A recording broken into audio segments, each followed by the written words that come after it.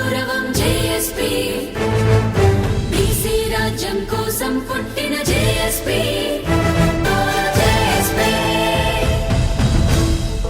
Chairman Srinivas Mudiraj అని ఉన్నారు మనతో పాటు మాట్లాడడానికి. నాకు చెప్పండి, అంటే ఇది రెండు కండిషన్స్ కంప్లీట్ ఇస్తాను. ఒకటి 10,000 నిబంధన ఆర్థికంగా బాగాలే అని చెప్పేసి నెల నెల డైరెక్ట్ విద్యార్థుల అకౌంట్లోకి ఆధార్ కార్డు లింక్ చేసి వేస్తామని చెప్తా ఉన్నారు. ఏం చెప్తారు దీనికి? రోజు రాష్ట్ర ప్రభుత్వం ఫీజుల రియంబర్స్మెంట్ మీద కుట్రబుద్ధి బయటపడ్డది. రాష్ట్ర ప్రభుత్వం చేసేటటువంటి విధానం ఏంటంటే 2008లో ఫీజుల రియంబర్స్మెంట్ స్కీమ్ స్టార్ట్ చేసినప్పుడు ఏ విధంగా ఉన్నదో మరి ఈరోజు 2026 సంవత్సరం ఏ విధంగా ఒకసారి రాష్ట్ర ప్రభుత్వం స్పష్టంగా చెప్పాల్సిన బాధ్యత ఉన్నది. 2008లో ఇదే కాంగ్రెస్ ప్రభుత్వం జనాభా దమాషా ప్రకారం శాచురేషన్ పద్ధతిలో మేము ఫీజుల రియంబర్స్మెంట్ అమలు చేస్తామని చెప్పినట్టు ప్రభుత్వం పూర్తి ఫీజులు ఇస్తామని చెప్పి ఆ రోజు ఫీజుల రియంబర్స్మెంట్ స్కీమ్ జీవో తీసుకొచ్చారు. మరి ఈరోజు ఏం చేస్తుంది కాంగ్రెస్ ప్రభుత్వం?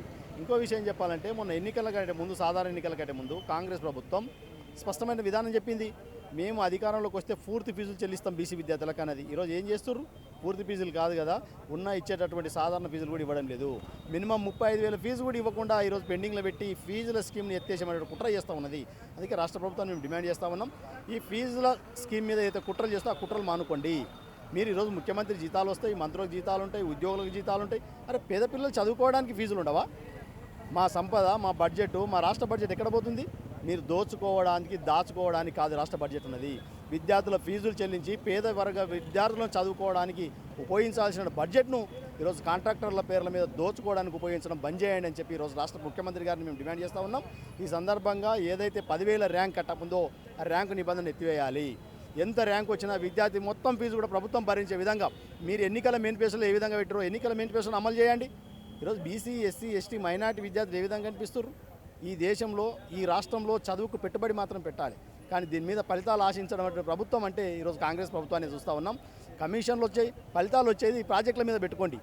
మీరు ఎంతో బడ్జెట్ రిలీజ్ చేస్తే వాళ్ళు ఎంతో కొంత మీ కమిషన్ల రూపం ఇస్తారు కాబట్టి దాని మీద ఫలితాలు ఆశించండి.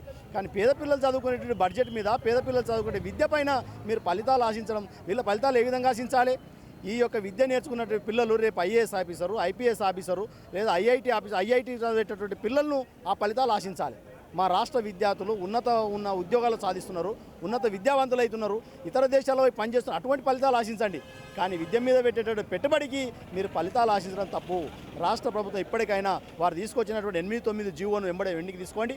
విద్యార్థుల అకౌంట్లో డబ్బులు వేస్తామనేటువంటి కల్లిబొల్లి మాటలు బంద్ చేయండి.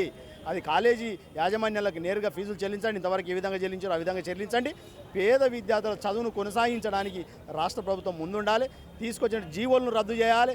పూర్తి ఫీజుల రియంబర్స్మెంట్ అమలు చేసే వరకు ఈ రాష్ట్రంలో విద్యార్థి ఉద్యమాన్ని ఆపేది లేదని చెప్పి కూడా ఈ రోజు సమీక్ష ఉన్నట్టుగా తెలుస్తాను. సీఎం రేవంత్ రెడ్డి అధ్యక్షతన ఇన్ని రోజులు మీరు బంద్ పిలిపించారు కాబట్టి ఈరోజు బంద్ సమక్షంగా దాని మీద సమీక్ష పెడతా ఉన్నారు. సో మరి ఈ సమీక్షతోనే జస్ట్ తూతు మంత్రంగా ఉండబోతుందా, లేదంటే నిజంగానే సంస్కరణలు చేసే దిశగా కనిపిస్తూ ఉందా? రాష్ట్ర ప్రభుత్వం మొన్న ఈ క్యాబినెట్ అని నిర్వహించింది. ఈ క్యాబినెట్ రోజు మేము అడ్డుకోవడానికి సెక్రటరియట్ ముట్టడి చేశాం. ఆ రోజు క్యాబినెట్లో రాష్ట్ర ముఖ్యమంత్రి ఏదో మాకు తెలిసింది, మంత్రుల ద్వారా తెలిసింది, ఫీజు రియంబర్స్మెంట్ మీద కూడా చర్చ జరిగిందని తెలిసింది. కానీ ఈ రోజు జరిగేటువంటి కేబినెట్లో కూడా ముఖ్యమంత్రి గారు స్పష్టమైన విధానాలు జారీ చేయాలి. బీసీ విద్యార్థులకు, ఎస్సీ, ఎస్టీ, మైనార్టీ విద్యార్థులకు పూర్తి ఫీజు చెల్లిస్తామని చెప్పి ప్రభుత్వం నిర్ణయం తీసుకోవాలి. ఈరోజు అన్ని వర్గాల్లో ఈ వర్గమా ఆ వర్గమా లేదు, అన్ని కులాల్లో పేద విద్యార్థులు ఉన్నారు. అన్ని కులాల్లో పేద విద్యార్థులు చదువుకోవడానికి అవకాశం కల్పించడం అడుగుతున్నాం తప్ప ఈ రాష్ట్ర ప్రభుత్వాన్ని మేము కోరేది ఒకటే, బలహీన వర్గాల విద్యను కొనసాగించడానికి ఈరోజు ఏదైతే ఇదే సెక్రటరియట్లో ఈరోజు కేబినెట్ సమావేశం జరుగుతుందో ఆ కేబినెట్ సమావేశంలో స్పష్టమైన ఆదేశాలు ఇవ్వాలి. పూర్తి ఫీజుల రియంబర్స్మెంట్ అమలు చేస్తామని చెప్పి రాష్ట్ర ప్రభుత్వం ప్రకటించాలని చెప్పి మేము డిమాండ్ చేస్తా ఉన్నాం.